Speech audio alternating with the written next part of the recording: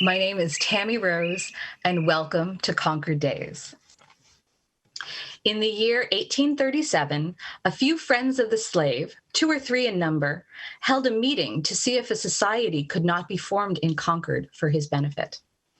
That's a quote from the first chapter, To Set This World Right, The Anti-Slavery Movement in Thoreau's Concord, by Sandra Petrolionis. And Sandy, I wanted to welcome you to Concord Days. Thank you. Thank you for asking me to be here with you today, Tammy. Yeah. I'm actually very excited. I admitted that I was a fangirl of this book.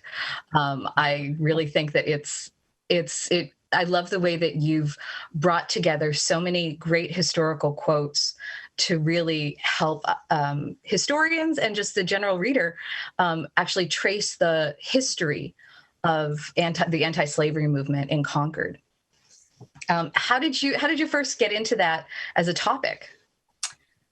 A couple of different strands there come together. The first one is that I was extremely fortunate that the initial scholars at the time that I approached and asked, where would you begin if you were going to write a book about the anti-slavery movement and all of the runaway people who came to Concord seeking aid? Where would you start? And I thought I was writing a book about Henry Thoreau and all of the assistance he had, personally provided to this effort, because that's what I had learned. And certainly that's what his speeches gave me the inspiration to want to do when I was a graduate student.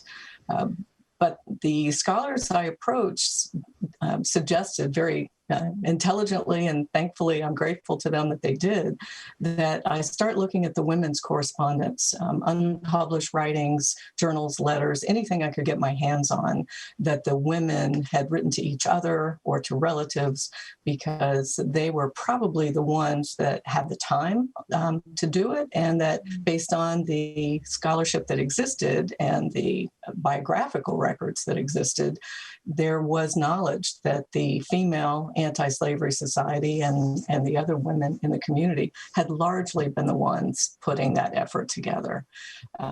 I didn't know much about these women at all. Certainly, I'd heard of Prudence Ward as someone who lived in the Thoreau home, as most of us have who have read the biographies of Thoreau. Of course, Walter Harding quotes her quite often. But I didn't know anything about her as an abolitionist or as someone who would have been key to the anti-slavery movement. So on the one hand, I was writing a book about Thoreau, and I went to these women's writings to help flesh out that story. On the other hand, the more I read those writings and got my hands on more of them and found out that Prudence Ward was just one of many, it became a really quite different project as it took shape.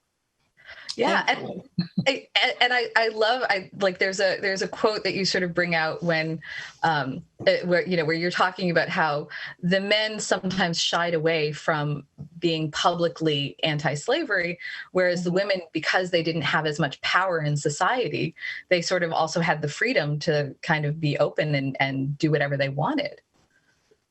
Yeah, and they really play that well. I think you're probably referring to a quotation that Antebellum included in one of her interviews. I think many years later, when she was interviewed, she may have been in her late 70s or 80s by this time, but Edward Emerson interviewed her many times for his work, and specifically he wanted to talk to her about the Underground Railroad in one of their interviews, and she made a point of saying, and I won't get the quote exactly right, but the men had to worry about their reputations, we women never, and then went on, as you said, to describe that they had the luxury of not having political identities or careers that were going to be, impeded by the work that they did.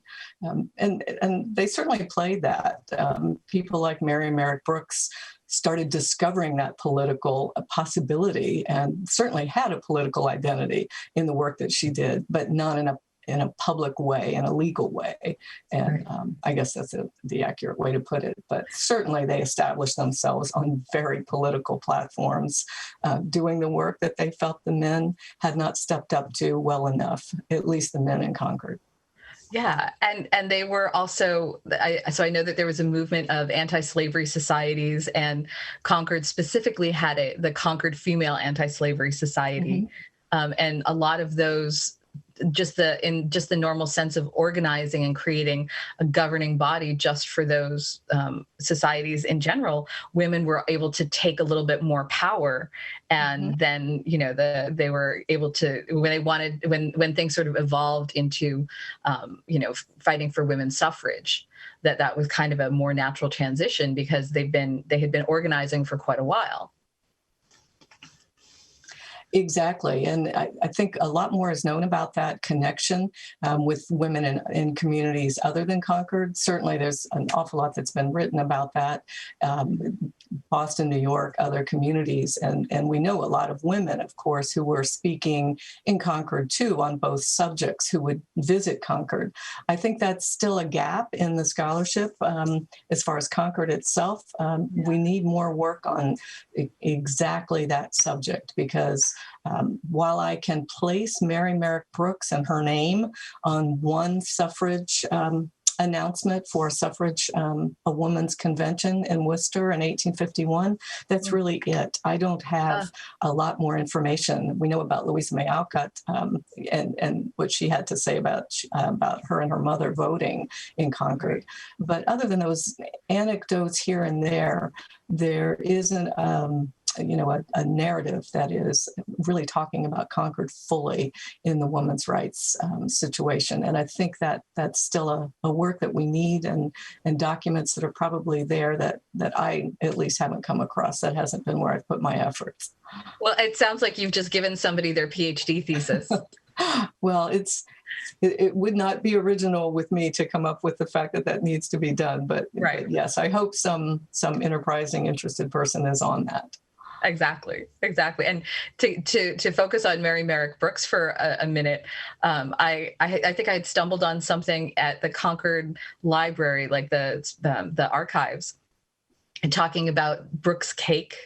Mm-hmm. Right. This thing that she, the model of the bake sale. The fact that she would be making these for the meetings and selling them, and and using all of and that women had created embroidery and were creating all of their, like, working essentially in the fiber arts to create something that could be sold to raise money. Yeah, Concord was certainly not unique in having the women's anti-slavery fairs, bazaars, sales. Boston's became the biggest in the country. It was a huge fundraiser starting in the 1830s and then carried through for the next several years. Certainly held around Christmas time after the first years or so that they were trading on gift buying. But Mary Merrick Brooks totally modeled herself on the Boston Female Anti-Slavery Society Lieutenant Maria Weston Chapman. And her letter writing campaign to Chapman and to Wendell Phillips were just constantly filled with not only what the plans were for these Concord women's sales, but also the assistance she was always asking, pleading for from the Boston Friends. She wanted their help in getting the best speakers to come.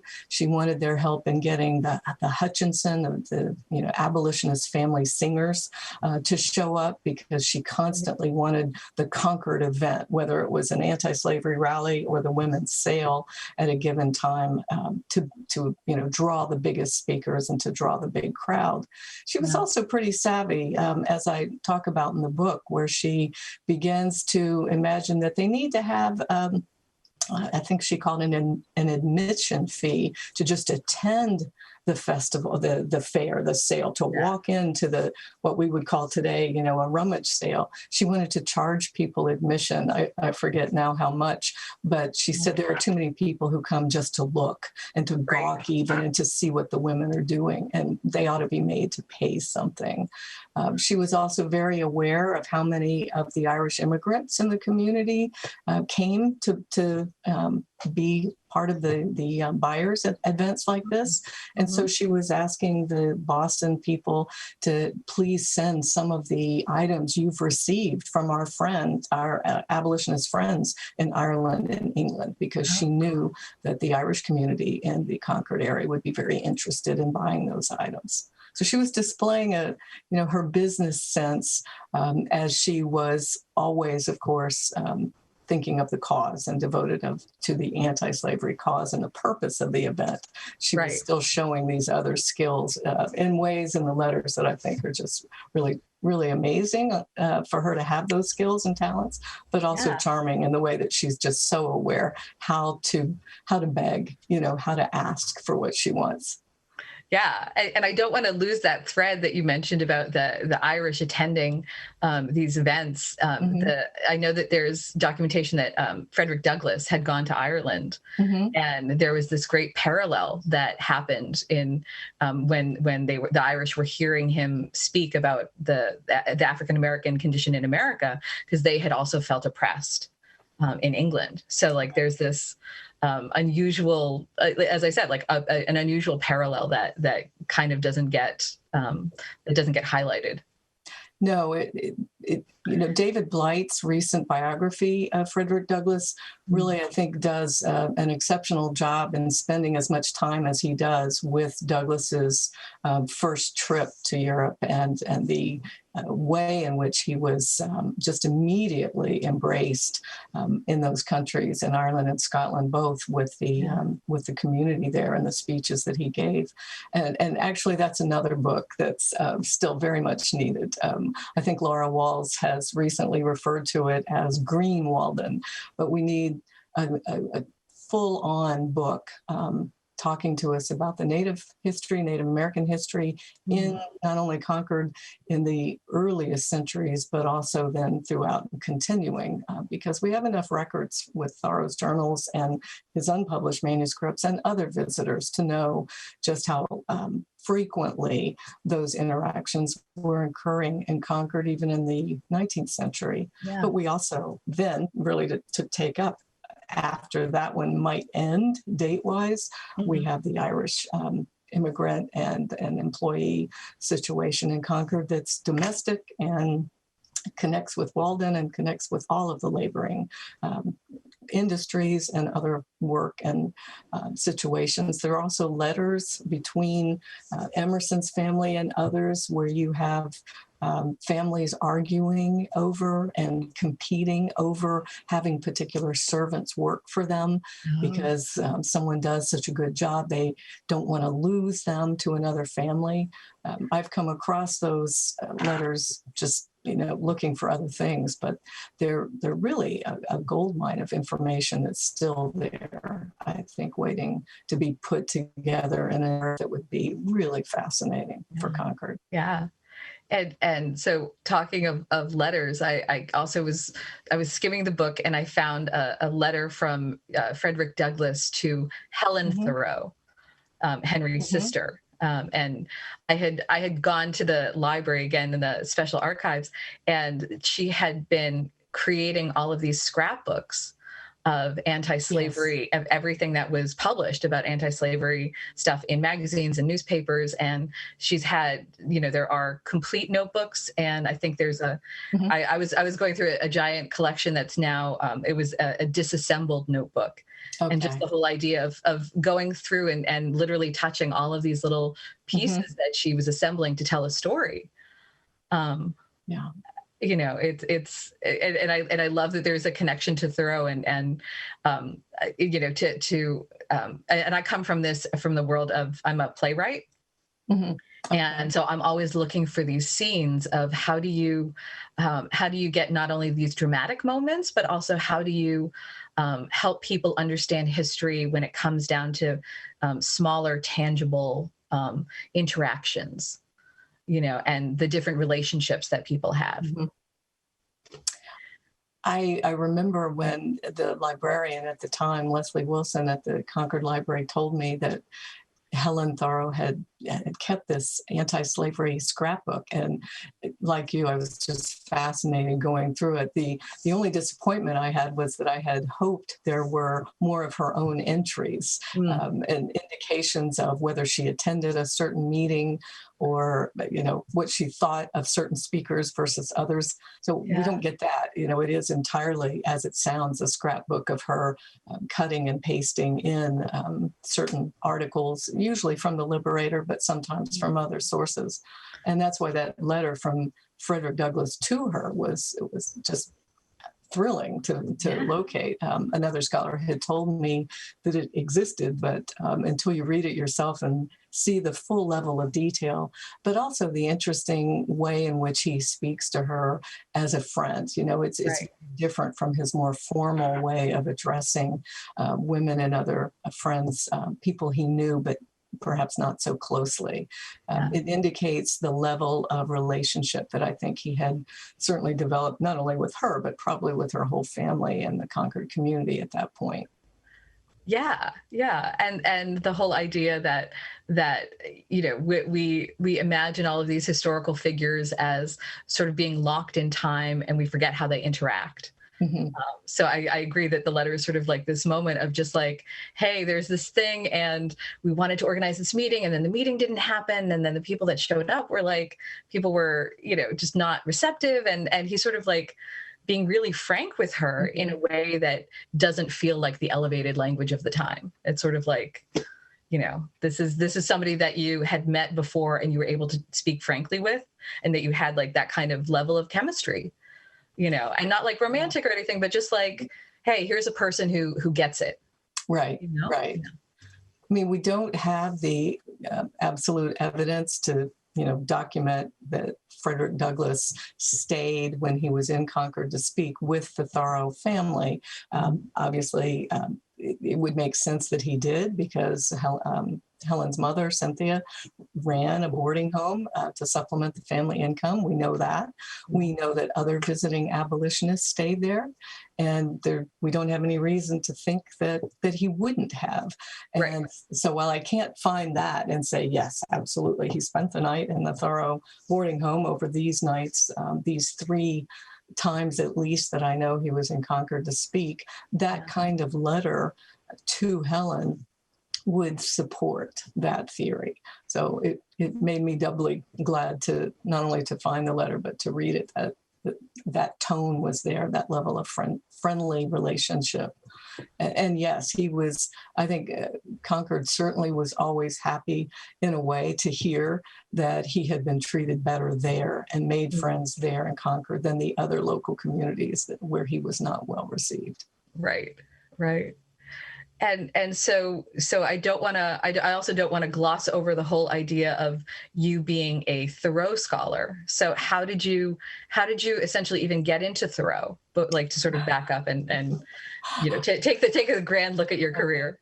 Well, for that, we'd have to go back to maybe 10th grade or 9th grade, I think. So I won't make you go back that far, but I will say that the Transcendentalists and the other 19th century antebellum writers, even as early as high school, were among my favorites. And so when I majored in English as an undergrad, I found myself repeating, taking American Lit Survey, American Lit focused on 19th century. Every time I could take a course that gave me those authors again, that seemed to be what I was doing. And so grad school didn't come along right away. I did other things for several years, but when I came back to grad school, I didn't really hesitate in thinking that I might specialize in another area. I went straight to the 19th century and then settled very much on the antebellum era. Thoreau came along not only because he was one of my favorite writers, but also because I was in the right place at the right time. I went to Georgia State University in Atlanta at a time when renowned Thoreau scholar Bob Saddlemeyer had just relocated there from the University of Missouri. And with that move and transition for him professionally, he brought what we refer to as the Thoreau edition, the Princeton University Press edition of Thoreau's journals. And Bob was the general editor of the journals, projected 16-volume series, which, as I'm sure you know, we now have half of published. And so he was looking for research assistants. And in addition to teaching, as most grad students did, I had the opportunity instead to either teach and be an RA or just be an RA and reduce the teaching entirely. So I wanted both sets of skills, of course, under my belt going into the grad market eventually. And so I was able to be a research assistant as part of the team that he was assembling there. And eventually that led to the really wonderful circumstance of being able to edit one of those journal volumes for my dissertation, which was really fabulous. Exactly. I think that you lucked out and you have the year 1854. Yes, I did. And that was just the luck of what needed to be edited and published next. Had absolutely nothing to do with him looking at me and saying, well, we have this one and this one and this one, and which one would you like? Nope. It was, you've been working here now for 2 years. You've been a research assistant on these volumes. And so here's what comes next, obviously. It's 1854. And while I appreciated initially, of course, the importance of that year, given that Walden is published that year, what I didn't appreciate at the time was how much that year itself was going to impact the book that I ended up writing, because I really didn't know anything about Anthony Burns and slavery in Massachusetts. I was really pitifully ignorant of Thoreau's anti-slavery identity and writings, except for civil disobedience. And I wasn't an expert on that, even as a graduate student. So as I started having to research the annotations and figure out what he's talking about, we'd go from, waxwork yellowing and cicadas making noise. And, he was really taken up with mud turtles in that volume, getting very excited and comparing mud turtles to the Iliad.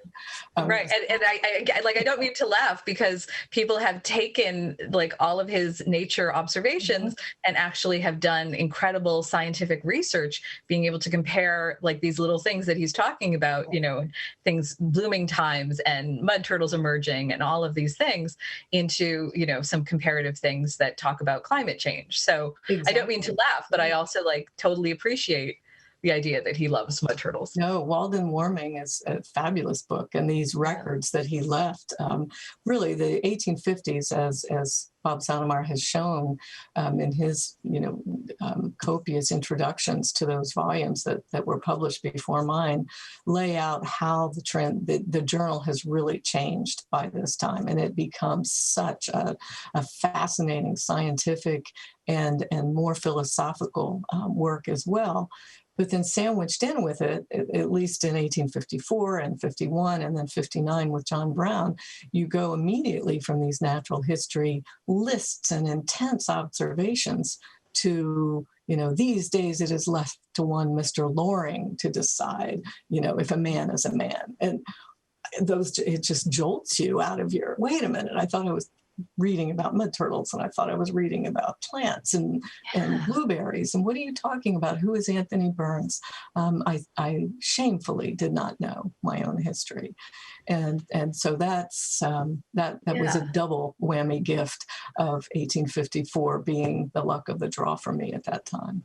Right. Well, and this is why I'm so excited about your book and the whole idea of somebody actually systematically going through the anti-slavery movement in Concord, and also, by projection, New England, and also what's going on in the rest of the world. I feel like there had always been this legend, right? And sort of this idea that, Henry is associated with all of this, but nobody really knows why, and I had actually I have in my stack of books, I had picked up a book from the Tercentenary that was published in 1935. Yeah, I'm not familiar with that. Yeah, no, it was something where a lot of the Concordians of the town wanted to get together because the town had, was 300 years old. So they wanted to put on this program, and there was a play, and Alan French, the historian, wrote a little section, and he mentions all of the Revolutionary War stuff, and he mentions Emerson and Thoreau, and then he just has a line about like their anti-slavery work. But he doesn't refer to a journal. He doesn't refer to anything. So I feel like there's always the temptation of historians or tour guides or people who are just showing their friends around the town to say, oh yeah, people were involved in the fight. And then you ask, okay, well, can you give me a quote? Can you tell me how, did Henry help, formerly enslaved people escape? Like, what was his actual role? And it had actually been difficult to find something that's sort of in the general narrative about all of this, So like having your book having it all in one place really helps to give that broader picture. Good. I'm very glad to hear that. Yeah. And I mean, since that book came out, there have been new caches of letters not found necessarily, but purchased and are now available. I'm thinking of the Pritchard collection specifically at the Concord Library, but in Boston and other places as well. It's an archival, mine-rich era right now. And the digital humanities and just the ability in general to digitize and make archives available is making all of these stories and books constantly, I don't want to say out of date necessarily, that wouldn't be the right thing to say. No, but to bring more information to the story that we want to tell. Right, to absolutely add to, in the same way that, Thoreau's letters will never be complete, even though we have now this wonderful new 3-volume series. There will be new letters discovered, and in the same way, these histories and these new stories we're able to tell, like Elise Lemire's, like mine, they will need to be updated, and they can be updated already. And yeah, and you had also mentioned the Robbins House before we started, right? That they are doing such incredible work, and I feel like Ellen Garrison is sort of my one of my favorite new heroes that nobody really talks about. Right. And Maria Madison and I will be talking about her soon in a Concord museum situation. So I'm not sure when this one is going to air, but if viewers are able to tune in for that one, it's June 1st, unless that date we've already missed. But yeah, the Robbins House is a perfect example of how community like Concord, already so famous for so many different ways and so many different stories at different periods of time, now has an equally important story that really spreads those exact same decades, just enriching, enhancing, expanding the story that was there all along, that we know, and that we knew there was probably more to be known. And there it is right across the street. The Mary Moody Emerson is born in a home, and the old man's 1 or 2 enslaved people work there, and now across the street, the shot heard round the world takes on a lot more meaning now, thanks to them. Exactly. And the whole idea that, Henry David Thoreau had prepared this marvelous garden for Nathaniel Hawthorne and Sophia, but he wasn't alone because he had the help, I believe, of Ellen's father, right? Jack Garrison, right. Jack Garrison, yeah. Absolutely. And for those who've been to Concord and seen it, we're not talking about a simple little backyard garden either. This is massive front lawn of the old manse, certainly planted with enough vegetables, probably to take care of the family for more than the year to come. But that was their wedding gift in June 1843, if I have my dates right, I think. Right, I think so, yeah. Yeah. Yeah. And so, for anybody who's watching, I also run a group on Facebook called Transcendentalist 2021. So I will definitely post your Concord Museum appearance and feature it and make sure that people will not have missed it, even if no matter when this video gets shown. So okay. Thank you. Yes, absolutely. And I hear that you're also working on like another like I have many personal historical favorites, but Thomas Wentworth Higginson. You're doing a Mhm. cultural history of him. I am currently still at the research stage for what I hope will be a biography of his life. I'm calling it loosely a reform biography. If you know Higginson, then you know that he lived a really, really long time, 1823 to 1911. And so I'm not interested, nor I think do I have enough lives left, years left in my life, lives left in my life, to be able to write that sort of 3 or 4 volume tome that someone like him and as involved as him deserves. Yeah. But he is such a fascinating figure as a reformer who is on the front lines, militant, angry, involved, supporting John Brown, of course, as one of the Secret Six, Yep. getting kicked out of his first, or really getting kicked out, is pretty well accurate way to put it, first Unitarian congregation in Newburyport because of his extreme radical anti-slavery views. And yet today he's generally known as the editor of, the first editor of Emily Dickinson's poetry, which is certainly a role that he played. But he had so much of an arcing life in radical reform. And then after the Civil War, where he was commanding the 1st Regiment of formerly enslaved men in South Carolina, he really returns home to a very genteel literary life for the next several decades. Involved, yes, in women's reform, women's rights, very involved. I don't want to take anything away from that. But the involvement in race during Reconstruction and the failure of Reconstruction doesn't seem to engage him. He's more content to just say that's over now, and to stick with his literary career and to be involved in the women's rights movement.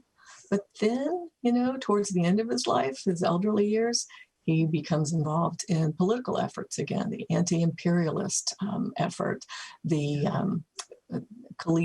intercollegiate socialist society of all things, and starts paying attention again to the absolute failure of civil rights at that point in our nation's history. So I really see it, as the arc and the plateauing, and then, and the disappointment to me in his lack of attention to race relations after the Civil War, but then to the re-engagement. It's almost like seeing one man and his reform behavior and efforts and writings and interest as a mirror in some ways of America itself and all of its, efforts to get something done, and then feeling like we've done it and sort of letting go and letting other people take the lead, but then re-engaging. And he's a heck of a correspondent. So that's one reason the project has been proceeding for almost 10 years now.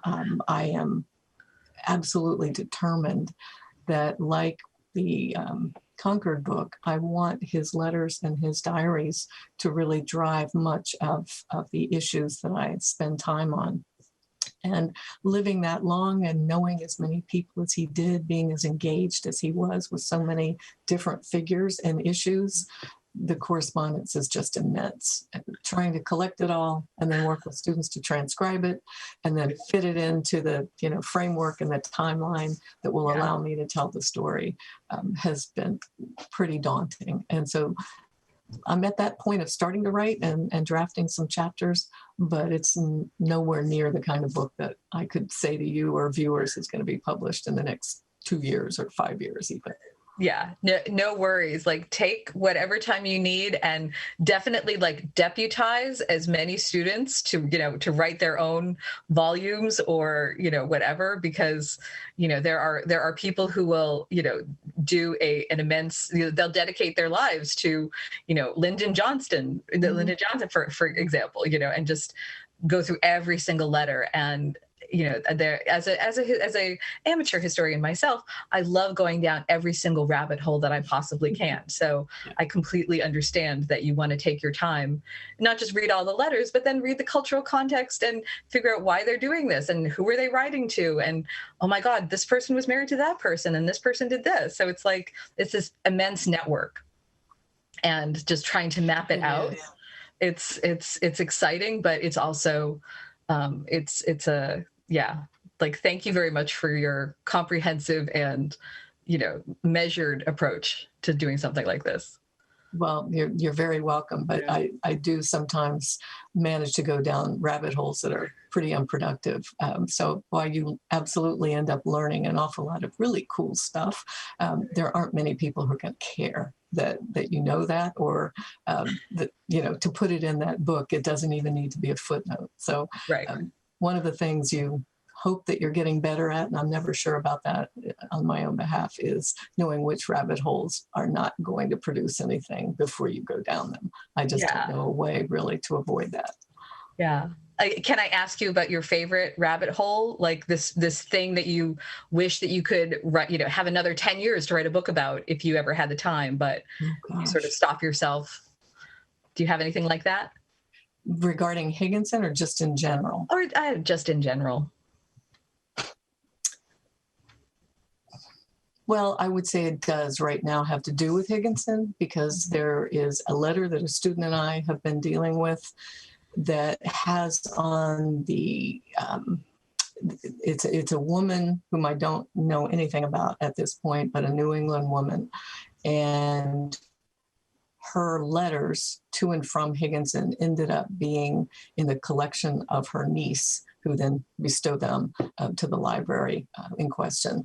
And the niece, apparently, in giving this collection of letters to the Houghton, wrote on the edge of it that my aunt, whom she named, was one of Higginson's lovers. Thomas Wentworth Higginson, to all of our knowledge, had no lovers. He had two wives, right. Both of whom he was entirely dedicated. And yet, when you read one of the letters in this pretty short collection, about half a dozen letters, there is the suggestion that the woman writing to him is upset with him. He has not paid her the amount of attention that she felt was deserved at this time, and she's upset with him, and we go on from there. But it's definitely a letter that's dated in the years of his adulthood and about halfway through his first marriage. Right. And so I have no idea what's going on. I have no idea if the dates are accurate, if the niece's note is right, and I don't have any other letters or documentation in any of the scholarship on him or in his diaries that even mention her. So I'm down that rabbit hole, and certainly don't expect or want the biography to end up spending all this time on its personal life to the exclusion of other things that I'm more occupied with. But if something like that were to be true, or if there were a relationship there that somehow had included everyone else, it would be pretty interesting. I'd want to know about it, obviously. So that's my current rabbit hole, but there are certainly others I'm just not thinking of at the moment, or maybe too embarrassed to talk about. Well, right. And it's always funny, like, why do we feel the need to know about like the intellectual life of a historical figure? I definitely want, everybody wants to know about, but there's this other, side that sort of reminds us that they're all human as well. Mm-hmm. So there's this tantalizing curiosity of, can you find evidence for it? Can you figure out exactly what was going on? Was he leading her on? Did she, have these ideas? Is she holding a secret?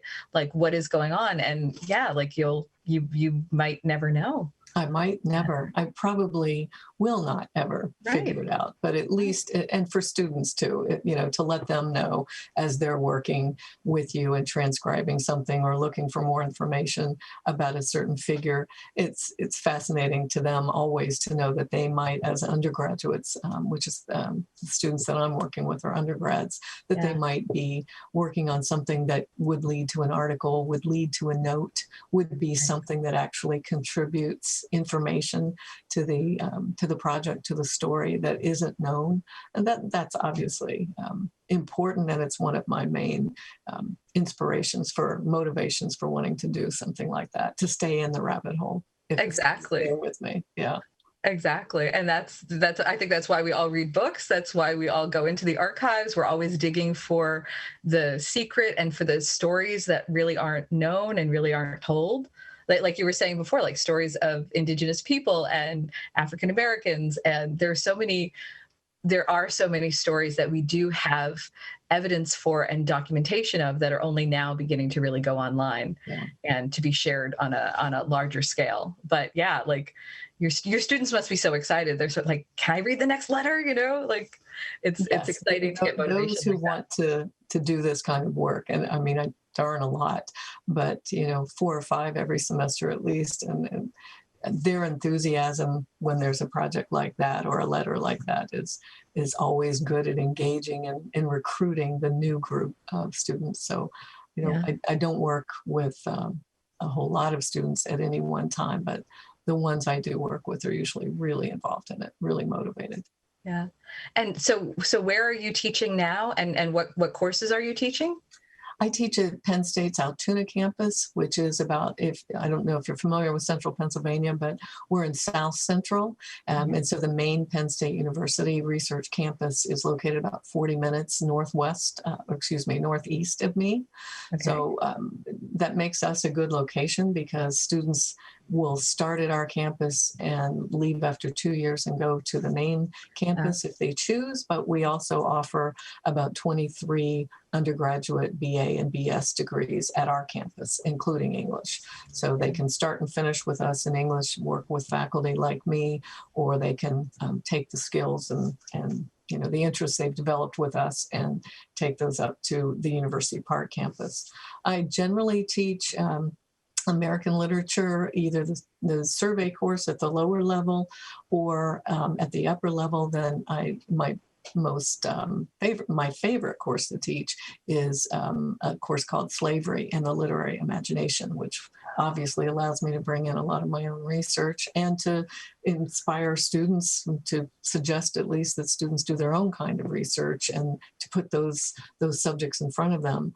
But I also teach upper level courses on early American novel and yes, the American Renaissance, American Romanticism, special topics courses from time to time on key authors, key books, Moby Dick, Walden, Louisa May Alcott, and so forth.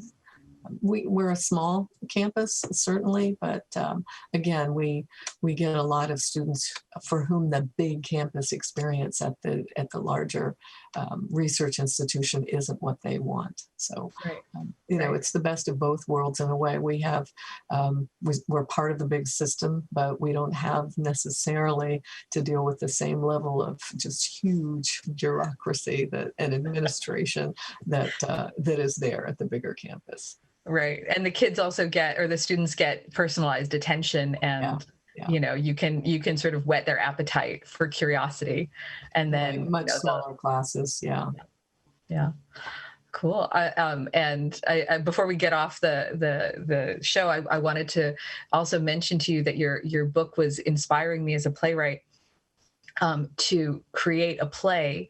I was actually commissioned by Thoreau Farm to do a play at the annual gathering, the Thoreau annual gathering. So we had all these plans for July of 2020. Mm-hmm. And I have all of these remnants of scenes where I wanted to create a meeting of the Concord Female Anti-Slavery Society. Great. And I was gonna have the ghosts, around, and I wanted to have, cake for sale and quilts and all sorts of things. So I wanted it to be very interactive and just to try to crowd as many people into that yard as possible. And of course, I feel like the head of the fates, definitely put a stop to all of our plans last year. But I'm definitely going to continue and use your book as research into something that does come to fruition. So. Oh, good. Well, it sounds fascinating, and I hope it's an annual gathering soon so that I can be there. And the recipe for the Brooks anti-slavery cake is in one of my footnotes because Harriet Hanson Robinson put it in her book for us, Warrington's Pen Portraits. And I don't remember if it's the Robin's house or the museum, but I know that at some of the gatherings recently in Concord, the cake has been available. So I know that it's accurate and apparently pretty good as well, but I haven't made it myself. I'm not a very good cook or a baker, so I would love for one of the bakeries in town to sort of take that and do their own twist on it, or have a competition or something, you know? That'd be a great idea. Yeah. Marvelous. So are there any other projects of yours and pet projects or new directions of research that we haven't discussed yet?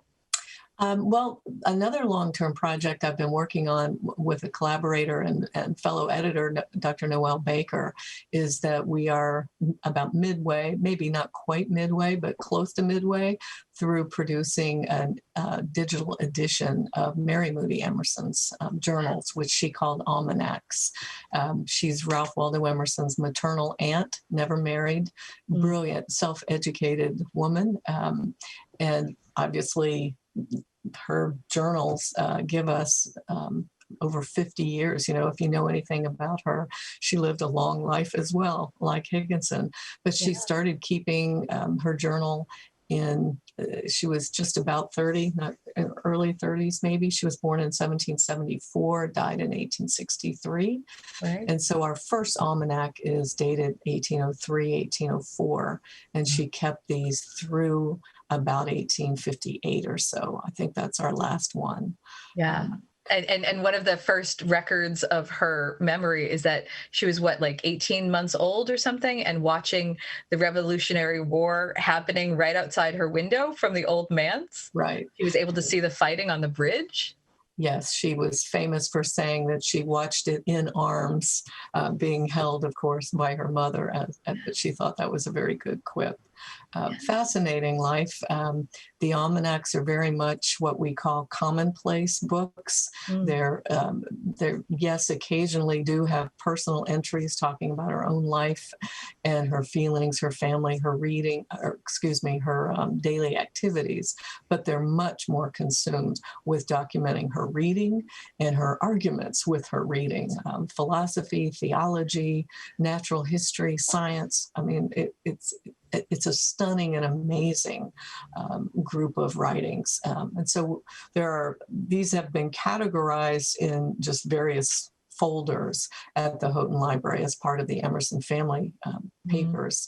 And so we are editing them and publishing them with the Women Writers Online database, which is handled by Women Writers Project. And so we are replicating the Houghton Library's filing system, folder system for these. So we're not publishing them in chronological order or by any kind of subject order. We want people who read them in Women Writers Online to be able to find them and access the manuscripts through microfilm or through the originals at Harvard if they go to look at the manuscripts. But they're there. They're fascinating in all kinds of ways as far as early American women's intellectual history and family history as well. And again, I think we've published 21 folders now of 47 total. So the bulk of the manuscript pages are still forthcoming. Yeah. And just so, as you were saying, like just getting this stuff actually online and accessible to anyone in the world who has an internet connection, it suddenly, opens up a whole new sense of where you are in this timeline of history, and this idea that, people have been, that these folders are not just locked away in a library somewhere, but you can actually access them and get a sense into her mind and what she's reading and what she's arguing against, and to even watch her develop. Because she outlived Thoreau, but I always think of there's a marvelous painting done by Wyeth, I think, in the Concord Library. Yeah, of her and him sitting, and you imagine them late into the night arguing, and there's a candle, and or there's some kind of fire or something, I think, in that, but it sort of reminds me of the spark. I think the shadow of the candles have these huge silhouettes up above both of their heads. Yeah, that painting is one of the 4 or 5 Wyeth paintings that's in the Concord Library. so you can see it there. But it's grand and beautiful. Yeah. Well, cool. Thank you so much for joining me today and literally helping to illuminate all the shadows of history, to go with that metaphor. So Not all, but I'm certainly very, very pleased to be with you and happy to communicate on the few shadows that I know something about. exactly. Well, and best of luck to you and Maria Madison in any future collaborations. We're going to put all sorts of links in the description of this video. And for you, for our audience members out there, again, I had mentioned Transcendentalist 2021, which is, our social media version of trying to just gather all of the articles that we all, and the links that we all personally love and come across. So please contribute to that. And thank you very much for watching us on Concord Days. Thank you again.